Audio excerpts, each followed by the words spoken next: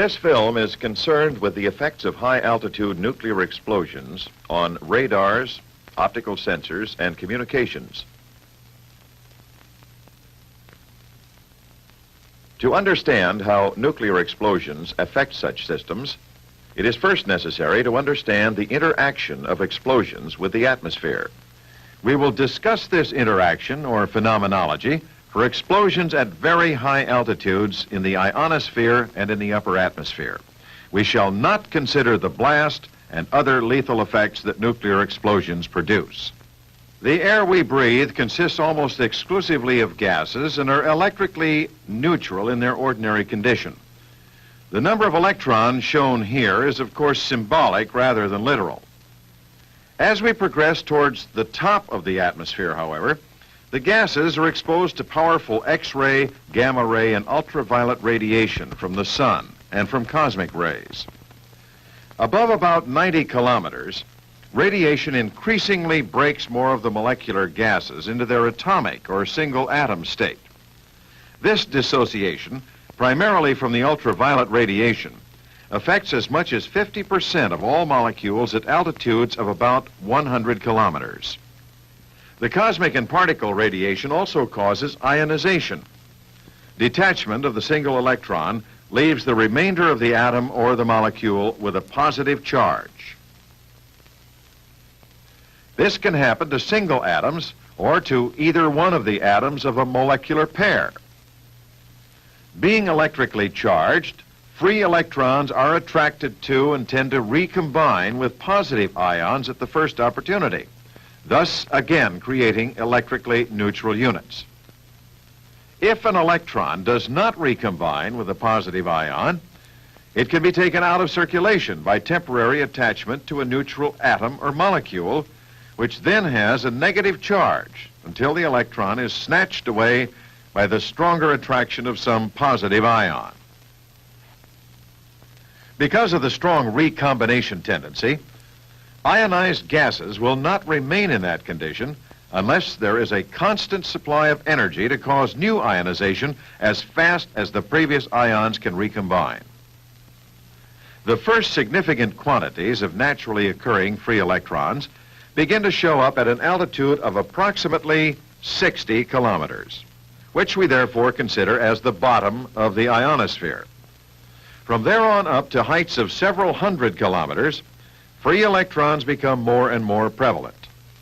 Their rate of increase with altitude is non-uniform, and there are several clearly defined regions which exhibit distinctive electromagnetic characteristics. The first region is the D region, frequently called the D layer, between 60 and 90 kilometers above the Earth. Centered at roughly 120 kilometers is the E region. At 200 kilometers, the F1 region. And finally, at some 300 kilometers, the F2 region. In the relatively dense atmosphere of the D region, there are sufficient numbers of diatomic positive ions that no free electron can exist for long without either combining with one of these ions or becoming attached to a neutral particle. There is no solar radiation to produce a resupply of new ions in the Earth's shadowed or night regions. However, cosmic radiation provides a source of ionization both during the day and at night. Nevertheless, the absence of solar radiation at night allows recombination to proceed more rapidly than ionization, and the free electron density is reduced compared to that during the day. Up in the F region, however, the extremely rarefied atmosphere allows a large free electron density to exist throughout the night. Shortly after sunrise of the following day, the D region ionization, consisting mostly of electrons, is reestablished by solar radiation. We are concentrating attention on atmospheric ionization processes because the free electron density at the various altitudes determines the signal propagation behavior of many of our radar and long-range communication systems.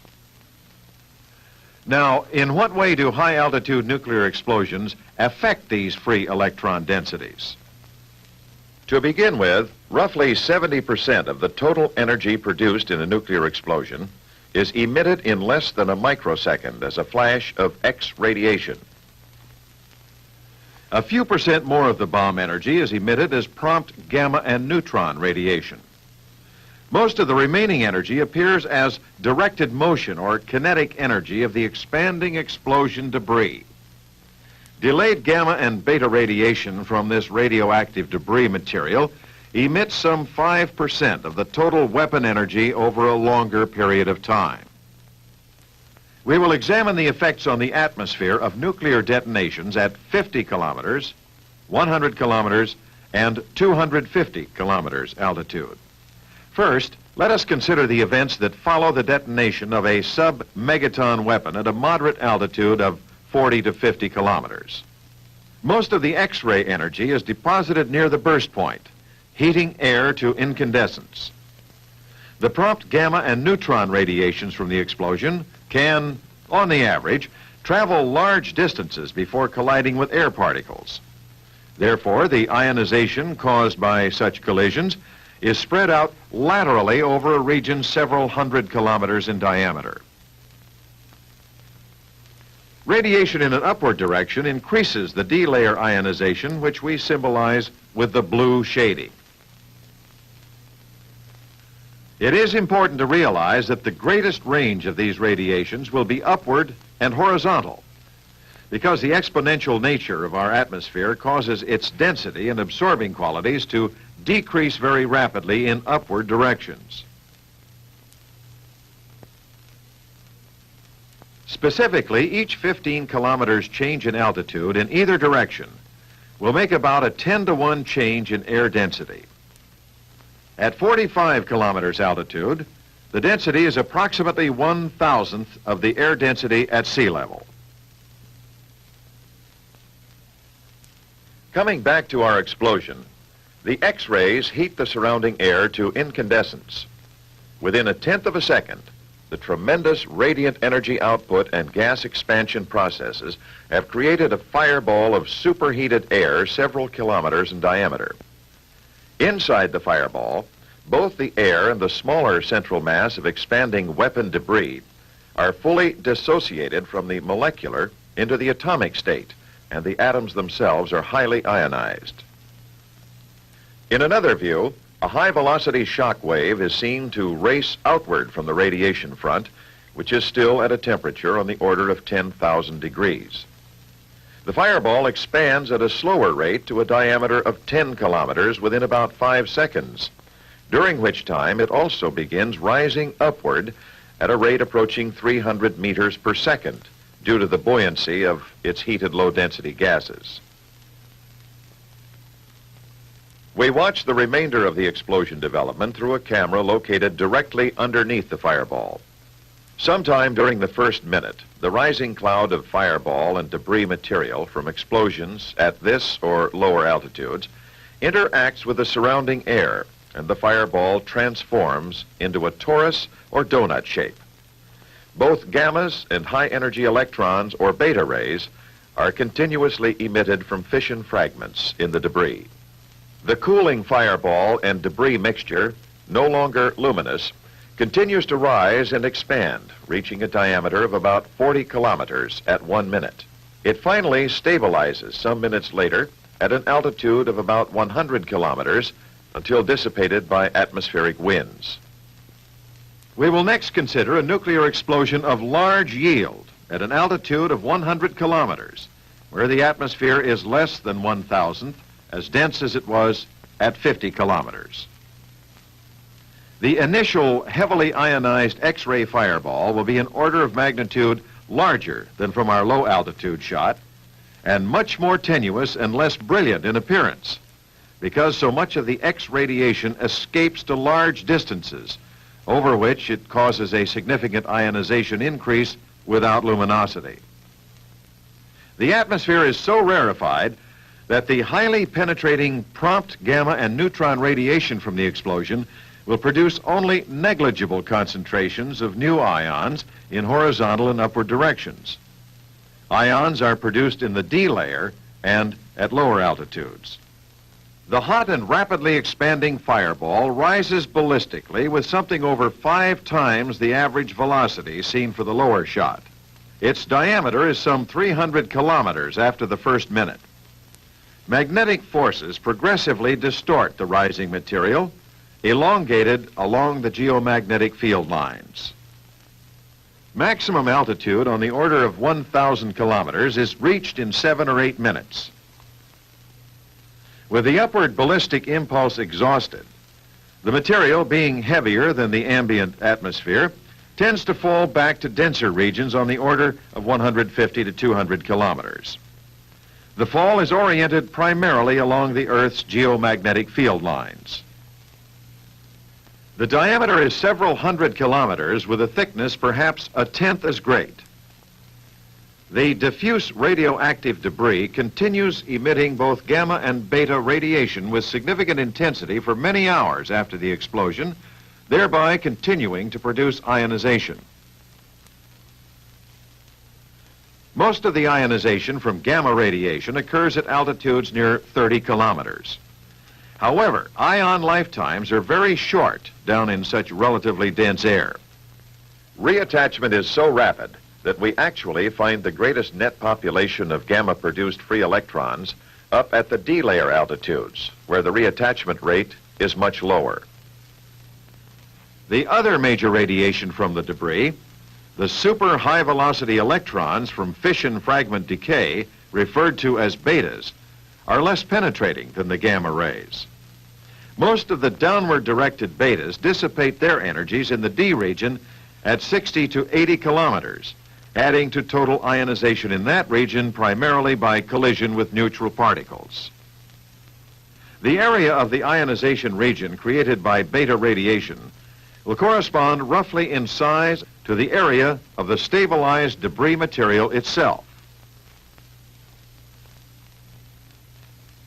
Actually, being electrically charged, the beta particles are constrained to follow the Earth's geomagnetic field lines. Thus, a region of ionization commonly called the beta patch is caused by these downward traveling electrons. The few beta particles that start out parallel to the field line will continue to follow them. If the particles encounter the field lines at an angle, however, they will spiral around them. Here we see beta particles streaming along the magnetic field through the fireball and debris of a burst.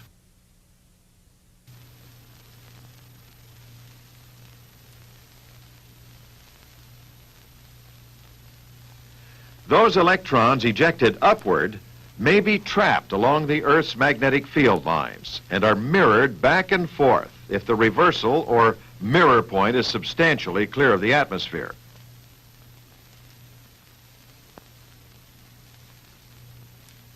If the mirror points are too low, the electron will dip into the atmosphere at each end of its shuttle and soon will be lost by collision with air molecules.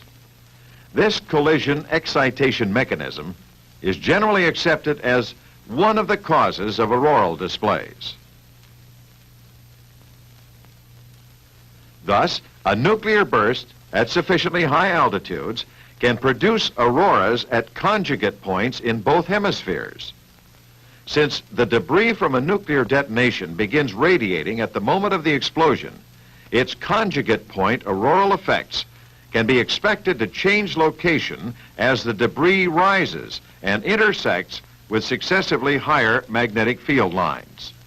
Note that when the debris is located below about 200 kilometers, most of the electrons shuttling along the field lines will be lost in the atmosphere on their first pass, with very little mirroring back to the other conjugate point. We will next consider a nuclear explosion at altitudes above 250 kilometers. Mass asymmetries in the construction of the nuclear device and its carrier can be very important and are observable in this 400-kilometer explosion.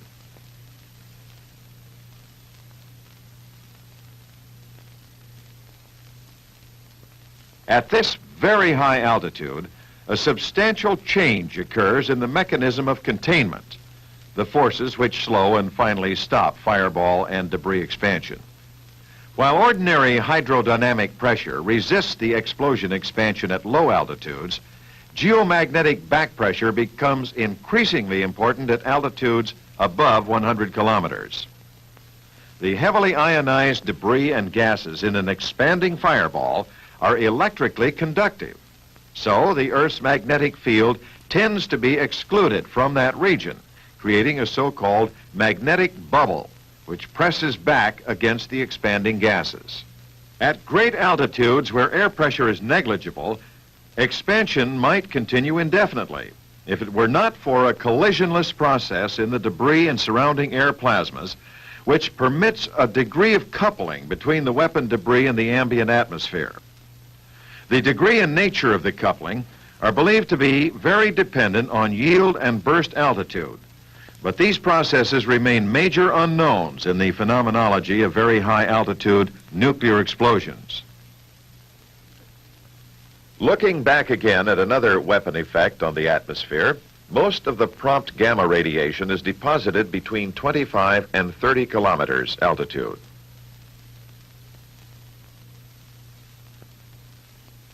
The air molecules are ionized, and the free electrons split off and start spiraling around the magnetic field lines.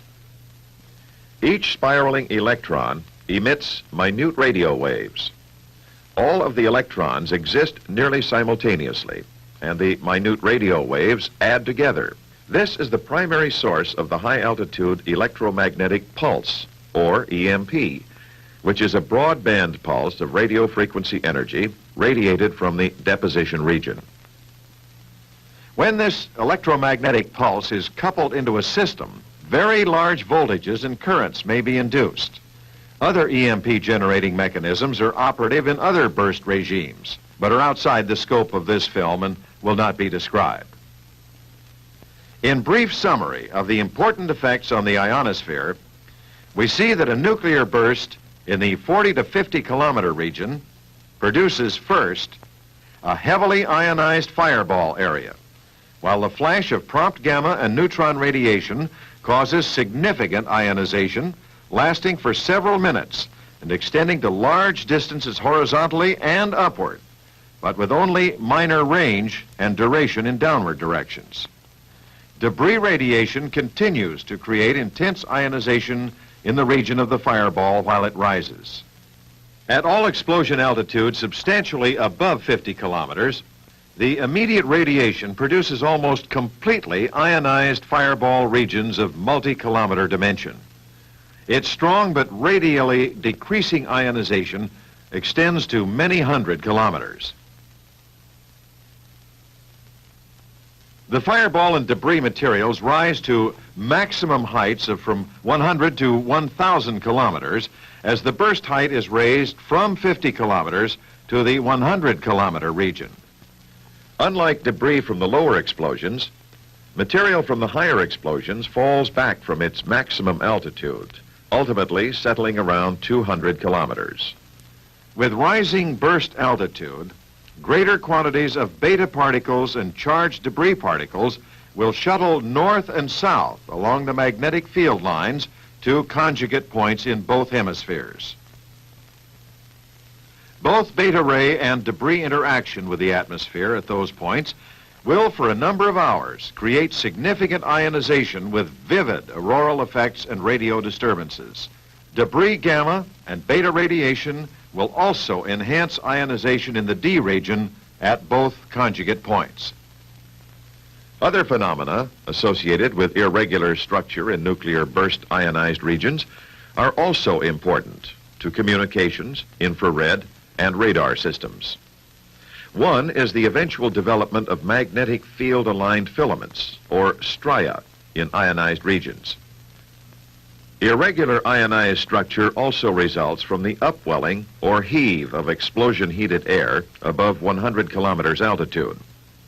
These phenomena are treated in greater detail in Part 2 of this film, which considers the effects of atmospheric ionization on military systems.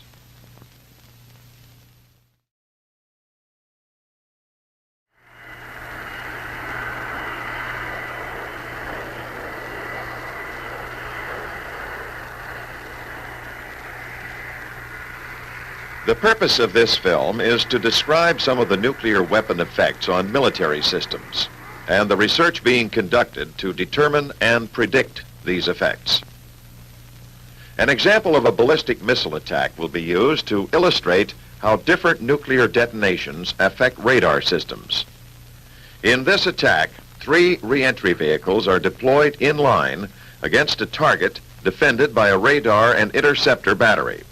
The first re-entry vehicle is intercepted with a high-yield warhead at an altitude of 250 kilometers. Radar tracking of the remaining re-entry vehicles is predicted to be degraded by signal absorption in the ionization of the defense explosion. So, interception of the second vehicle must be made at 100 kilometers altitude to allow for a reasonable tracking interval below the first burst. Because of the degradation of tracking by the ionization of the first 2 bursts, no further high-yield intercepts can be made. So the third re-entry vehicle is assigned to a smaller interceptor carrying a much smaller warhead, which accomplishes the interception at an altitude of 20 kilometers. The effect of these explosions on the atmosphere is a major research area.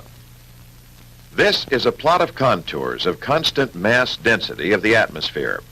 The movement of these contours will show the changes in atmospheric density that are predicted to occur as a result of the first 250-kilometer multi-megaton explosion. These curves have been calculated with a 3-dimensional magneto-hydrodynamic computer program which treats the neutral air and the ionized air as coupled fluids. It solves the physical and chemical state equations for a large number of individual packets of burst-disturbed air. This, of course, requires a very large computer and extensive computation time for each case. This lofting of relatively dense air to very high altitudes has been termed atmospheric heave. The high-altitude explosion has deposited X-ray and ultraviolet energy in the upper atmosphere. Also, high-velocity debris was guided down the field lines from the burst point.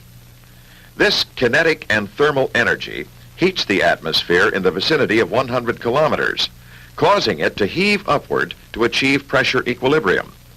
This upward heave significantly changes the mass density and chemistry at high altitudes. A second burst in the same region would be detonated in an atmosphere altered from its normal state. The effects observed from the second explosion would therefore depend on the location, yield, and time of the first explosion. In addition to examining the changes in mass density of the atmosphere, this computer program is also capable of predicting changes in electron density and modification to the Earth's magnetic field. Here we are watching contours of constant electron density for the same explosion, which mark regions of radar signal interference. The magnetic field is excluded from the early fireball because the gas is a highly conductive plasma. As the gas expands, the magnetic field is distorted and regions of high magnetic pressure are developed. The ionized gas tends to flow along the field lines. The drastic upward movement of ionization seen here is the result of 2 effects. First, the transport of ionization up the field lines due to rise of the hot gases, and second, an apparent movement due to loss of ionization at lower altitudes as a result of recombination processes. These calculations of weapon phenomenology and atmospheric response are only a first step in predicting effects on a military system. Results such as these are incorporated in other computer programs which predict system performance. The RANK computer program is currently being revised to predict radar effects from field alignment of the higher altitude ionization. This results in filament structure, or the striations so frequently seen following high altitude explosions. Theoretical and experimental research is being conducted to understand how these striations are formed and to determine the severity of their effects on radar systems. One of the objectives of the CSEED program, conducted by the Defense Advanced Research Projects Agency, was to attempt to simulate the environment of nuclear striations. The CSEED program involved the release of vaporized atomic barium at high altitudes. The neutral barium cloud gives off a pale green light. Some of the atomic barium vapor is ionized by the sun, and the ionized barium radiates at a different optical wavelength, seen here as a rose color. Hence, we can see optically the separation of the neutral atoms from the ions as a result of high-altitude winds and electrodynamic forces. During one of the CSEED experiments, a target was tracked by an FPS 85 radar as the target moved behind the ionized cloud. You will see the actual radar tracking data superimposed on this photograph of the barium cloud, showing the striations in the ionization and the effects of these on radar tracking. In the following sequence, the dot represents the target location in azimuth and elevation as measured by the radar. The area of the circle represents the measured target cross-section. A circle of this size represents the unperturbed cross-section. The solid line is the actual target trajectory, determined later by ballistic interpolation. The circle and dot both display angular perturbation, and the circle also displays apparent cross-section fluctuations with a dynamic range of 40 dB. These effects were caused by a small cloud of relatively low electron density. The fact that a nuclear cloud could be from 1 to 2 orders of magnitude more dense and much larger emphasizes the scope of the problem. These angle errors represent location errors averaging 4 kilometers at the range of the target. Disappearance of the dot means that the apparent target cross-section, that is, the relative echo efficiency of the radar, has dropped below the radar's operational threshold. This is not a simulation.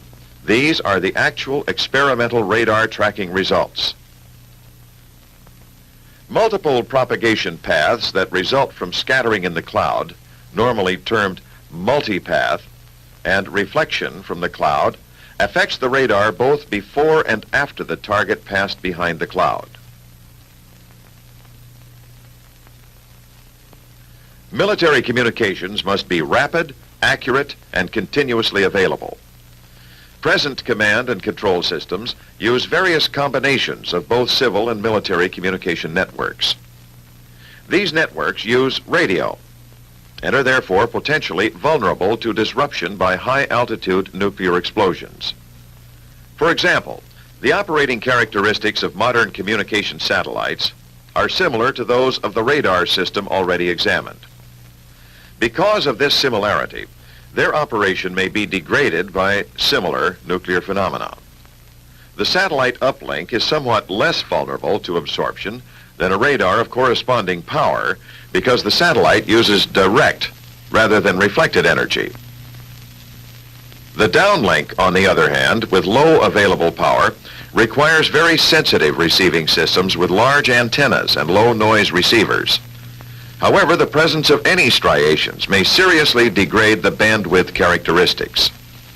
Most of the degrading factors present in the radar problem, then, are also important to communication between satellite and ground. Disruption from a single burst may persist from seconds to minutes, depending upon the operating frequency and other circumstances. Effects on other, and generally lower frequency line-of-sight transmissions, such as VHF, UHF, air-to-ground, will be primarily those associated with the fireball. To the extent that these paths remain near the Earth, most interruptions will be of short duration. A second general class of communication systems is dependent on the ionosphere. Changes in waveguide excitation factors and signal phase alterations may actually result in improved communications, but in an unpredictable fashion. Since the ionospheric D region is easily altered by delayed radiation from high-altitude debris, VLF circuits may be affected for many hours. In the high frequency, or HF band, reflections take place higher in the ionosphere, and the D region is strictly a region of signal attenuation. Thus, total system outage may occur for long periods of time if the D region is ionized by high-altitude nuclear bursts.